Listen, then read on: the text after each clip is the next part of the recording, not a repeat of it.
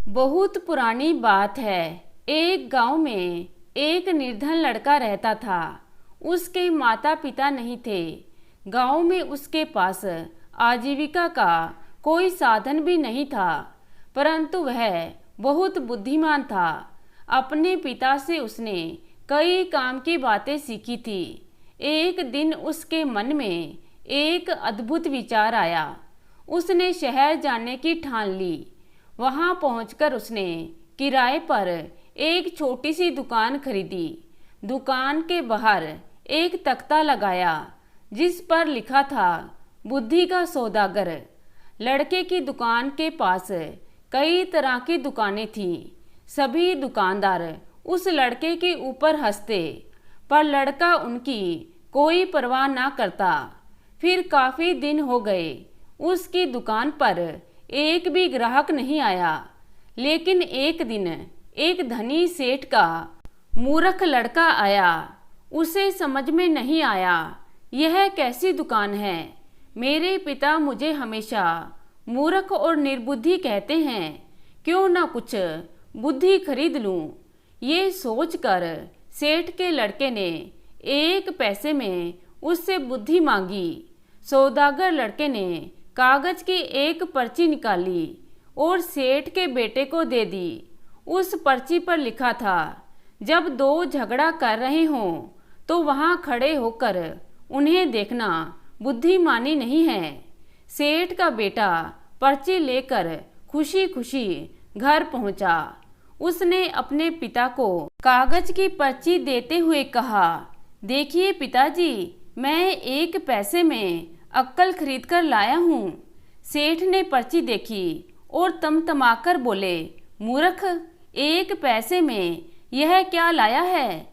यह बात तो सभी जानते हैं, तुमने मेरा 1 पैसा डुबो दिया। फिर सेठ उस बुद्धि के सौदागर के पास गया और बोला, मेरा 1 पैसा वापस करो, तुम लोगों को मूर्ख बनाते हो। लड़का बोला, अगर आप मेरी सीख वापस कर देते हो तो मैं पैसे वापस दे दूंगा। आपको कागज पर लिख कर देना होगा कि आपका बेटा कभी भी मेरी सीख का प्रयोग नहीं करेगा।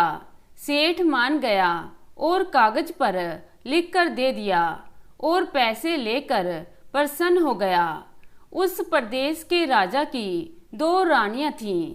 एक दिन दोनों रानियों की दासियां बाजार गईं। वहां उनका झगड़ा हो गया। वहीं सेठ का बेटा भी खड़ा था, लेकिन वह करारनामे के अनुसार वहां से खिसक नहीं सकता था। सारे लोग चले गए, लेकिन वह अकेला ही वहां खड़ा रह गया। तब दोनों दासियों ने उसे अपना गवाह बना लिया। झगड़े की बात राजा रानियों तक पहुंची। दोनों रानियों ने लड़के से कहा कि वह उनके पक्ष में गवाही दे। सेठ और उसके बेटे के तो होश ही उड़ गए। वह सहायता के लिए बुद्धि के सौदागर के पास पहुंचे और बोले, हमें बचा लीजिए। लड़के ने कहा, ठीक है, लेकिन कीमत 500 रुपये होगी। सेठ ने कहा, ठीक है भाई।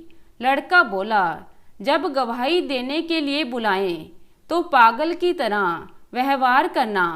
गवाही के समय सेठ के बेटे ने वही किया जो बुद्धि के सौदागर ने कहा था। राजा ने उसे पागल समझकर उसकी गवाही को नहीं माना और महल से बाहर निकाल दिया। इसी तरह 1-2 घटनाएं और हो गईं। बुद्धि के सौदागर के किस्से राजा तक पहुँचे। राजा ने उसे बुलवाया और पूछा, सुना है तुम बुद्धि बेचते हो, क्या तुम्हारे पास और बुद्धि है।